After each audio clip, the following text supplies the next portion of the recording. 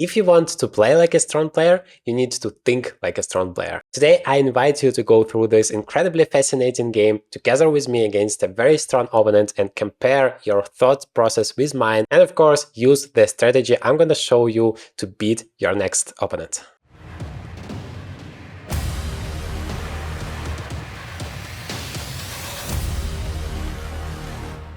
What's up, chess player, and welcome to the Journey to Grandmaster, the place where you can improve every single aspect of your chess game.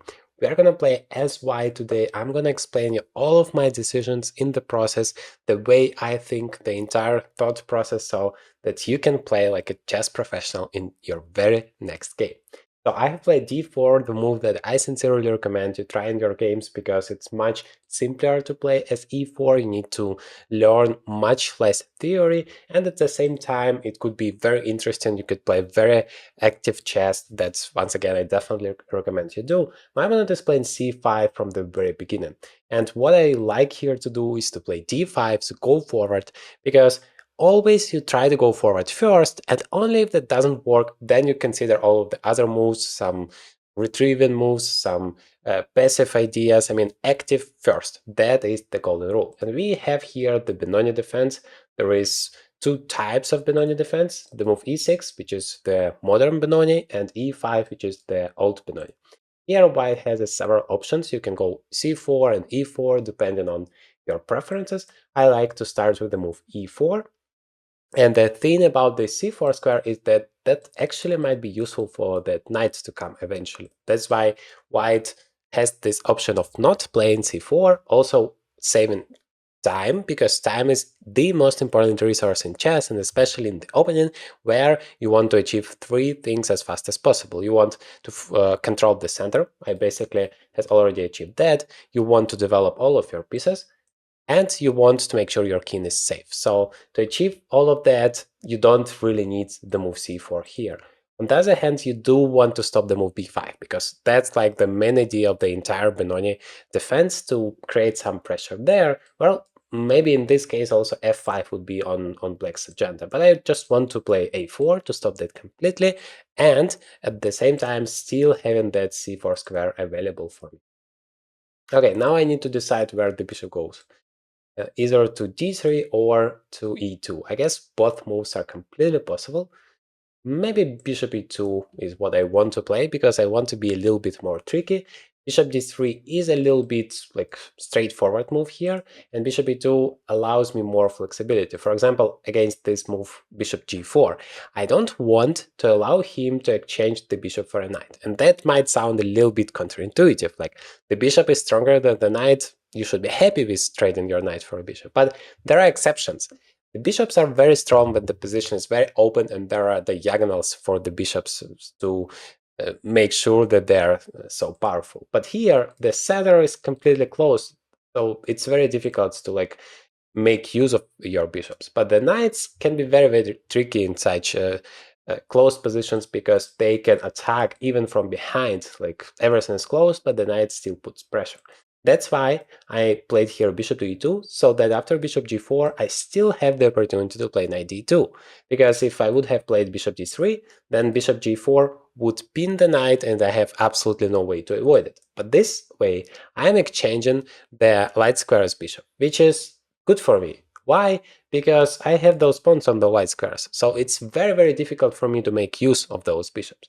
But those dark squares bishop, actually my opponent has a problem with those bishops, because, well, it's pretty passive here, pretty useless, I would say. So he would be happy to exchange that, and I would do my best not to allow that. This is kind of a strategic play you have in chess there, that you want to do what is useful for you, and at the same time you want to stop your opponent from doing what is good for him.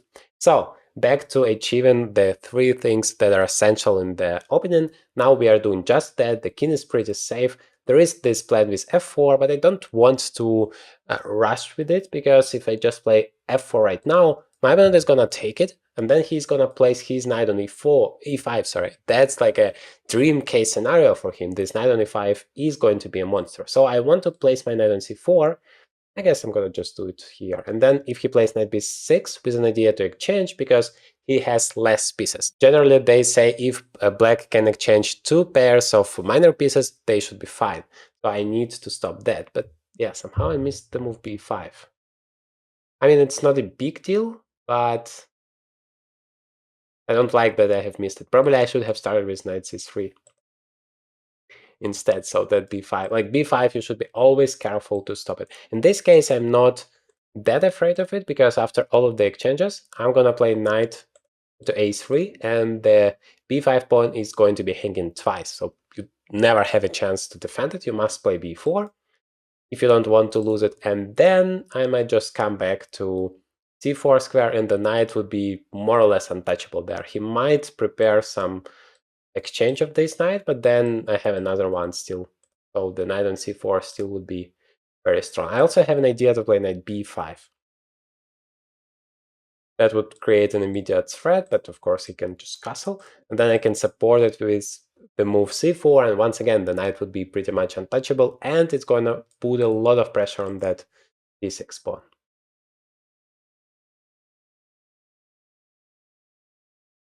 So yeah, I have quite a pleasant choice here.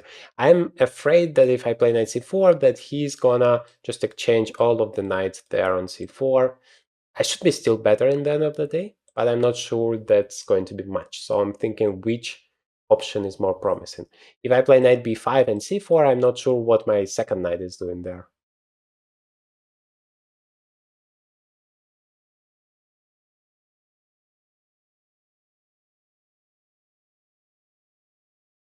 Anyway, let me play knight c4. This is more straightforward. This is what you typically do in the Bedoni defense. That cannot be wrong. And then all I want to do is just play f4, because now I'm ready for it. If he takes, I'm gonna play bishop takes f4. I'm gonna attack that pawn on d6, and if you play knight e5 now, I'm gonna just take it with the bishop, and then my knight would be just beautiful, control on everything there. Especially if I get this protected passer on d5, that would be huge. Also, later on, I can remaneuver my knights somewhere, like this knight goes to e3, this one goes to c4, and then to f5, and those knights would be very, very strong. Yeah, queen a6, I was expecting that move, but I'm still playing f4 here. Maybe I'm not threatening to take immediately, because he's gonna just take, and because of the pin, I can't really do much. But I can prepare that move. First, I have the idea to play f5 and just continue my attack from here, just shutting the position down completely. And second, I can just develop my pieces for now. I can play b3, protecting the knight, and then the queen is free to go. By the way, that feels like a reasonable option. Should be a little bit careful with moves like queen a2, though. I don't know, maybe... Yeah, but knight e2, the problem is that I'm no longer protecting the pawn with the bishop, and bishop e3 is not a move because the e4 pawn is hanging, so a little bit tricky.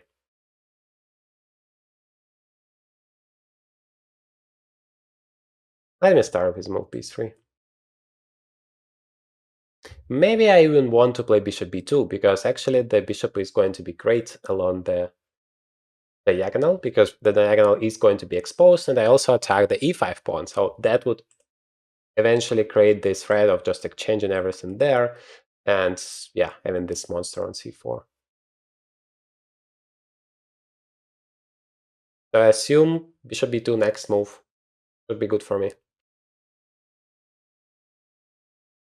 By the way, if you want to get so great positions out of the opening, both as white and as black, I have prepared an entire 10-day opening mastery course that would help you to build a complete and holistic lifetime opening repertoire both for white and black in just 10 days. You get lifetime access to more than 100 pure value video tutorials, to around 100 practical exercises to apply the knowledge immediately.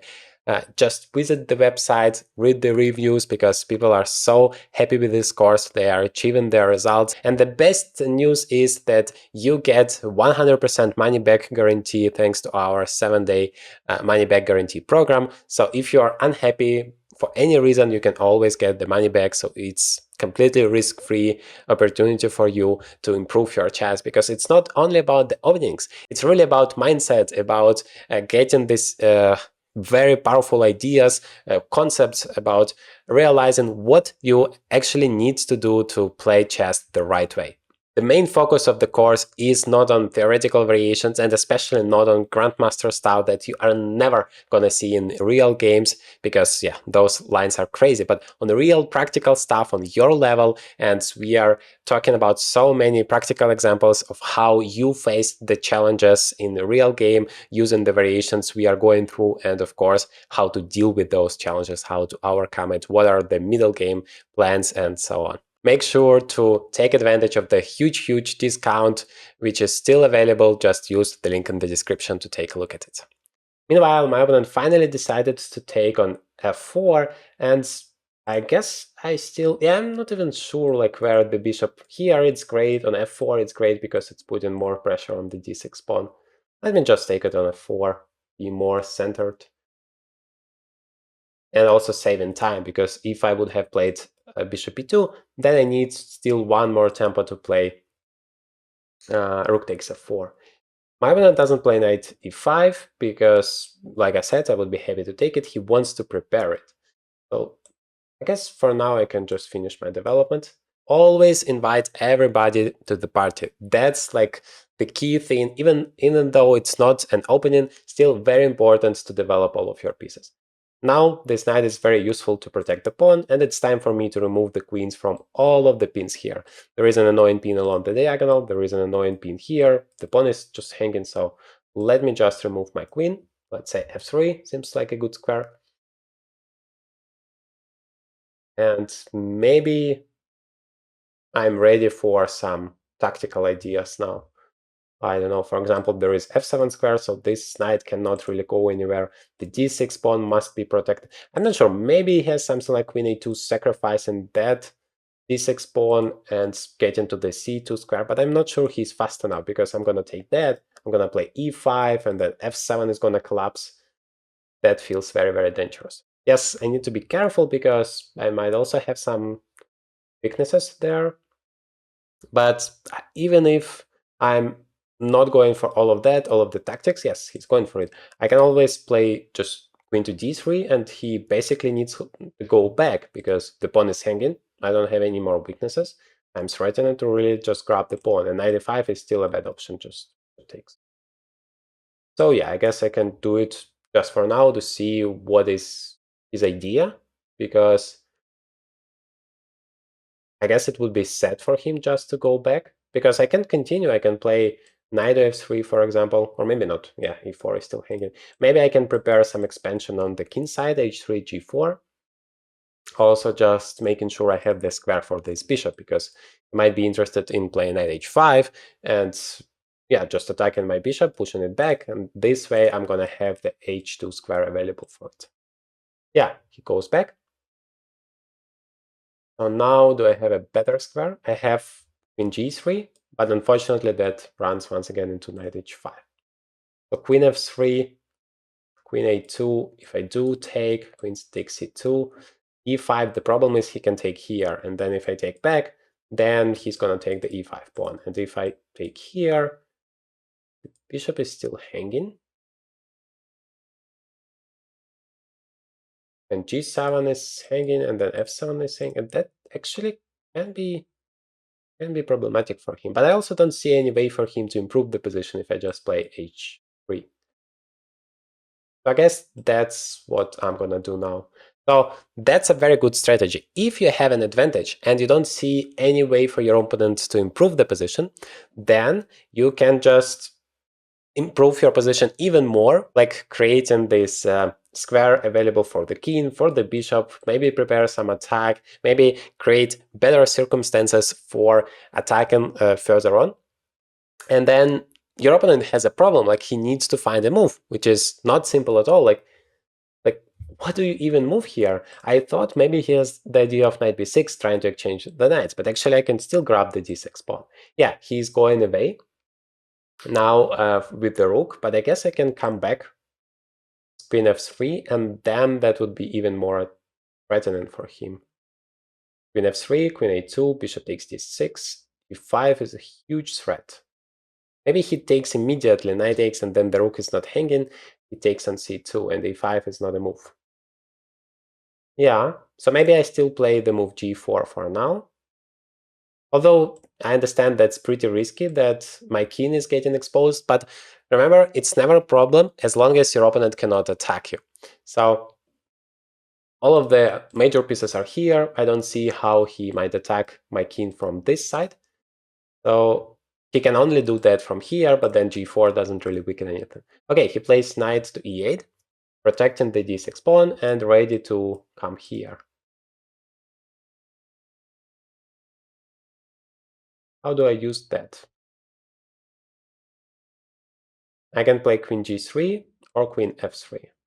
I like queen f3 because it's creating those threats against the f7 pawn, and I guess that would be more dangerous. And if he plays f6, trying to shut everything down, then I still have the move g5, opening it up again. So you always want to put that pressure on your opponent. Yes, he's doing that. I guess I need to speed up a little bit because I'm low on time. So you want to create some threats, some pressure, so that it's difficult for your opponent to take decisions. Because when it's difficult, that's actually the main purpose of you playing a chess game, to make your opponent's life as miserable as possible. Because then the chance that he's gonna make mistakes is much higher. Bishop e7. Yeah, he wants just to take it back. I guess it's time for me to play queen g3. He wants to take it back with the bishop, and then the bishop would control the entire diagonal and protect the g7 pawn. So I'm playing queen to g3 first, so that now if I take and he takes with the bishop, I can just grab the pawn, maybe with bishop, maybe with the knight. And when, normally in the Bedoni defense, when and if the d6 pawn collapses and black just loses it, then they lose the entire game. Let's see whether that's going to be true here. I mean, he can still take with the d knight here, but I guess e5 should be coming with a huge effect. Okay, he's taken, he's not waiting for it. Yeah, I cannot take there because he has enough defender, so I'm taking here. I need to get to the king. Feels like his king should be much more vulnerable than mine, because those pieces are there. I'm already threatening something like queen e7, and once again e5 is on my agenda.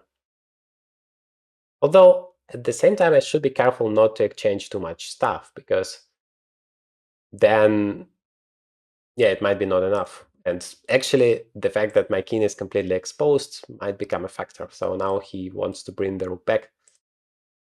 e5 takes, knight takes. Unfortunately the queen even protects the knight, so he can take here. Queen takes, rook e8 for example, back. Doesn't seem like I have achieved a lot. So how do I actually make progress here? Maybe I attack the pawn again. Maybe I just play queen to f4. Because how do you protect it? You actually don't have any way to protect it. The only one would be knight to e8, but that's not possible because of queen f7 and queen f8 checkmate. So I'm basically winning that pawn.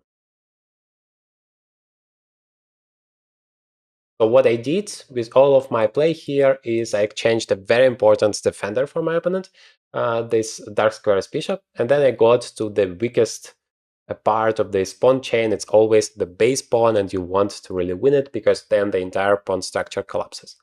Of course, if I get the d6 pawn and I can get away with it, then I'm gonna have two connected passers, and that's not something you can handle. I can also just take with the knight. I mean, I was thinking about taking with the queen, exchanging the queens, and then enjoy my extra pawn in the endgame. But another strategy can be taking it with a knight, preparing the move e5 or threatening the move e5, and then achieving that queen f7 idea. Okay, he decides to go for queen a2 now. So it's becoming even more of a question. Knight takes d6, queen takes c2 and e5, but maybe he wants to take with the knight and then play queen takes d2. But I have queen e6 check, king h8, and that would be a checkmate. It's Mozart checkmate. Knight f7, knight h6, queen g8, and knight f7. So that variation seems to work for me. Knight d6 takes, e5. The knight cannot really go anywhere. Because queen f7, that would be devastating.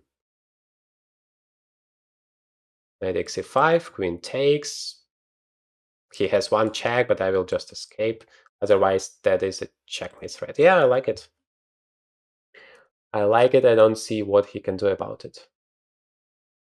Maybe he wants to play... Yeah, knight c4, I don't like. He plays rook a2, and he's the first one to create a huge threat. In such a situation, it's all about who is going to create that first very, very dangerous threat. Normally, that person wins the game. So if he takes, then after queen takes e5, I'm the first one to create that threat. If I would have played knight to c4, for example, he would play rook a2, and he would be the first one to create a threat. So once again, the variation I mentioned before is knight takes e5, queen takes e5, queen takes d2, queen e6 check. You cannot go here, checkmates in one. You go here, I have knight f7 check, knight f7 check. Okay, he goes for queen g6. But then you have this famous checkmate with knight h6 and queen sacrifice, queen g8, and then knight f7 checkmate. Here I hoped to just play into h1 to secure my in. I guess here it should be better. Okay, that's something I completely missed, to be honest, because yeah, now f7 is covered. Maybe queen f3, just attacking the knight. Yes, to play knight b6. Or maybe queen c4. Yeah, but that's just a pawn. The knights are protecting each other. Okay, what do I do? Let's go for it. The good thing is I don't see any checks for him, so I hope that's gonna help me. But my queen is bad here because I don't have any checks and I don't have an easy way to put it back. So if he plays like queen h5 or like that, yeah, it's difficult for me to defend. And not defend. Maybe knight f5 because I'm protecting against, I'm blocking that attack. Queen takes e5, what do I do? Maybe I play e1, yeah, but that's knight e7, queen takes e7, right? Okay, let me play that. Just to bring my queen back into the game, but I have lost the control somehow. I was too slow, and now in the time trouble might be very dangerous. His queen is in the center, which is usually a very good thing.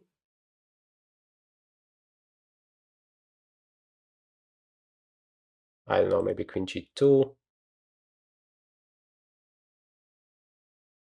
Maybe queen g3, just to make sure that I'm not checkmated. Yeah. Ah, wait, I'm a pawn down. I actually thought that the pawns are equal. Then I'm in trouble. So all I can do is somehow get some activity. Maybe I can do that. Knight f5, then g7 is going to be hanging, then this knight is also coming.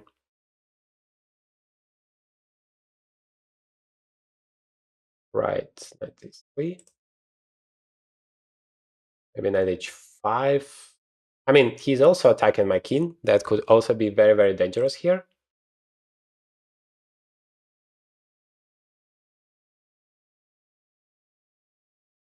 You take. Or maybe I'm missing something like knight f4. Yeah, knight f4. Still have the second knight, fortunately. Wait, actually I'm creating a checkmate threat. And this is a huge deal, and he is completely missing it. Okay, which checkmate do you like more? I like rook g8 more. Wow, that was a fantastic game. What happened there? I guess you don't have any defense there in the end. You do have a check, but then I'm not sure what's going to happen. I would start to escape, and yeah, that feels very, very dangerous. So that's how you outplay your opponent. You create as many threats as possible, and sooner or later, he is gonna collapse, hopefully. That's the plan. Now, in this video, I show you a very simple step-by-step plan of how you outplay a strong opponent as black and just play a very good game of chess.